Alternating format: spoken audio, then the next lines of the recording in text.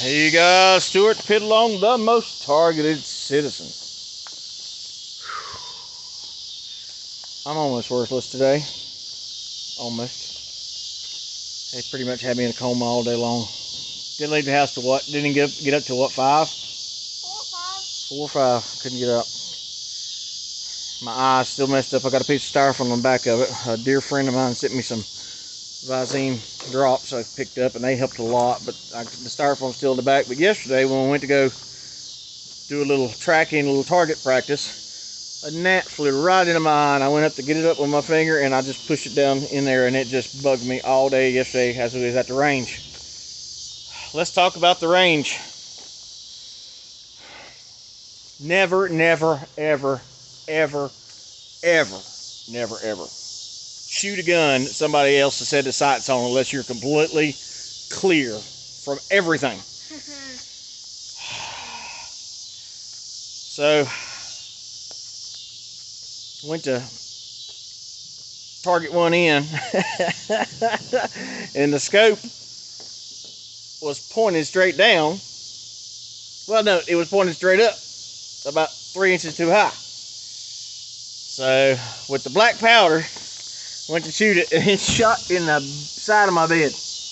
And I was high too, wasn't I, Mason? I was aiming about 8 inches above the bed, literally. I was aiming like from here to there, and it shot all the way down there. So I get to bitch about myself this week, knocking a hole in my truck. Luckily, it wasn't that much powder in it, so it didn't penetrate this side, but it got her good right there. Mason, I was like, dang, dude. I said, did I hit the target? Mason, look at here. Yeah, you left more of my stuff on the back of the truck. And I said, were you supposed to hit your bed? Yeah, he was being smart aleck.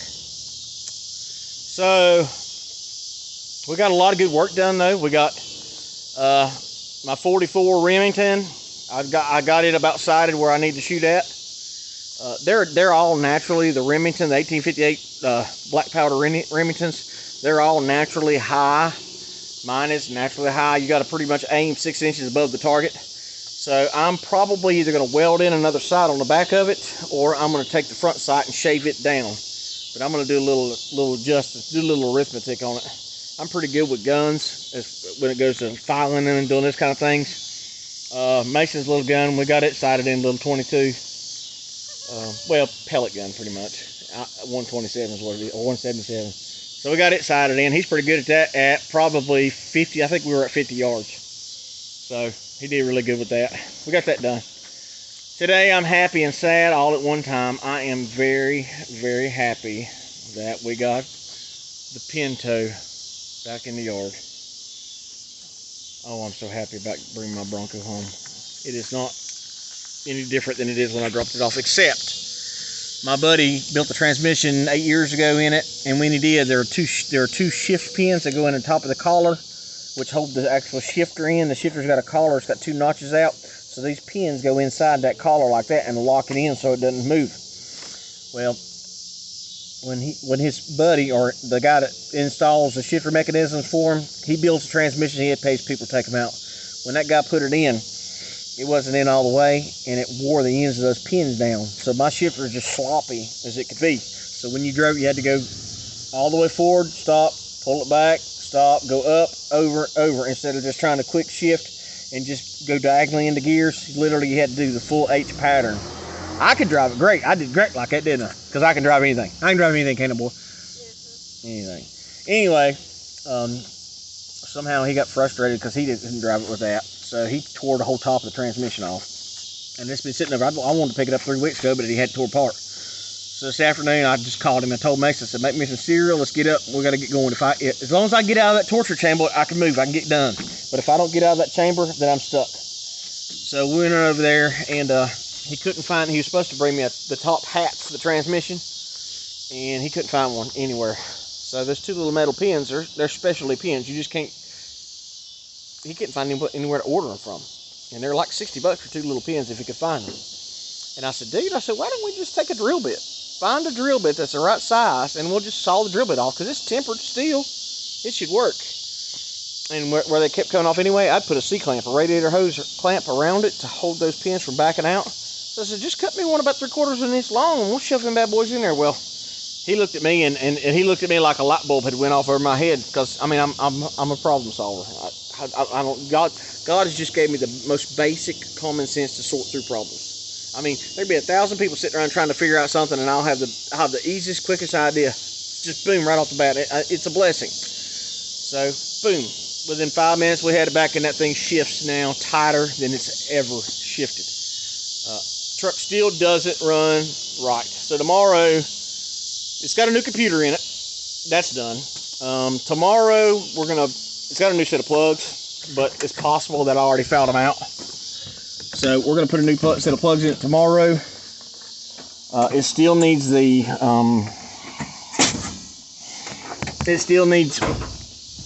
timing chain cover. It's still leaking water because it hasn't been fixed yet. So what I'm gonna have to do is take the whole front of the motor off. I ain't even looked to see how much it's leaked. If it's leaked any, I'm sure it got a little wet. I don't really see much moisture at all. I mean, that's not something that's going to solve itself. But I don't see any problem. I don't see it wet. So anyway, it runs. Just not running as good as it should, but I'm just happy to have my old girl home. My buddy said while it was over there, 5 different people tried to buy this truck.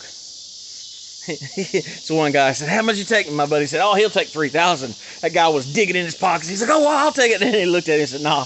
He said, if he'd take 3,000, he said, I'd give him 3,000 right now. But he told the guy, he said, oh, he said, on a bad day, 10 grand. On a good day, he'd take 16.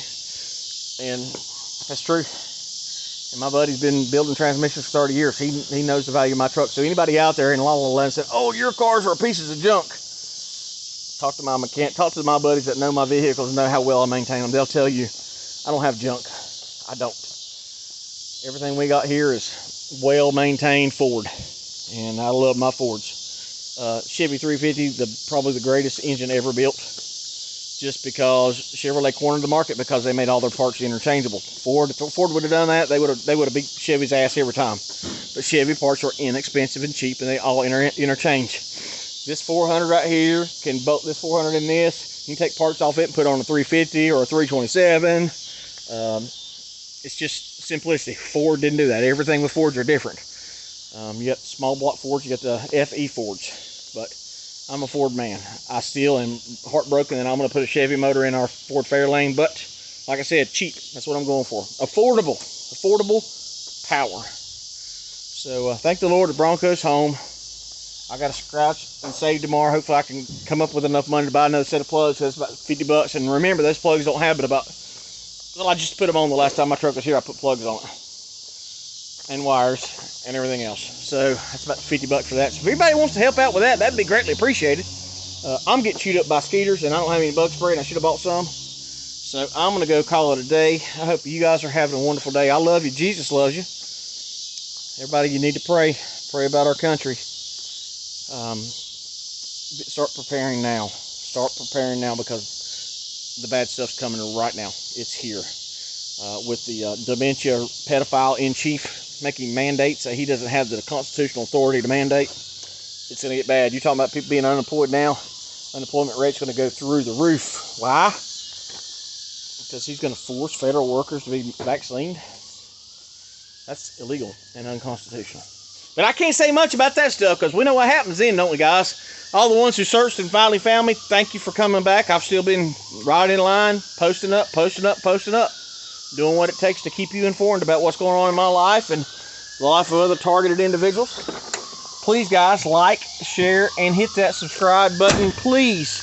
If you got any ideas for the channel, anything you'd like to see me do, or got any questions about being a targeted individual, let me know.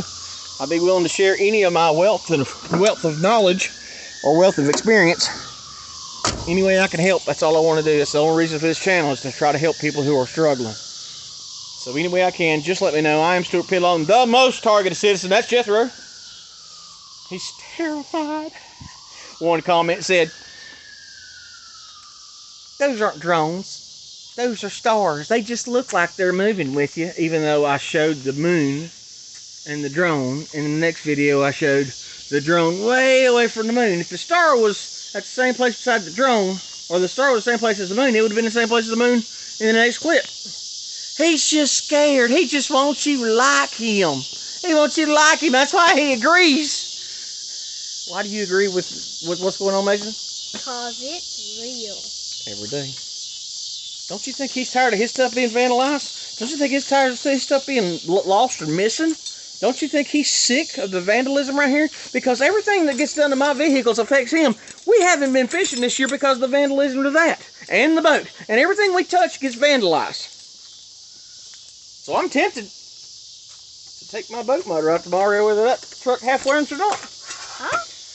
Huh? But remember, I bought a boat motor, worked just great. We brought it home, went to test it. Guess what? Now the water pump ain't working in it. Worked great when I tested it.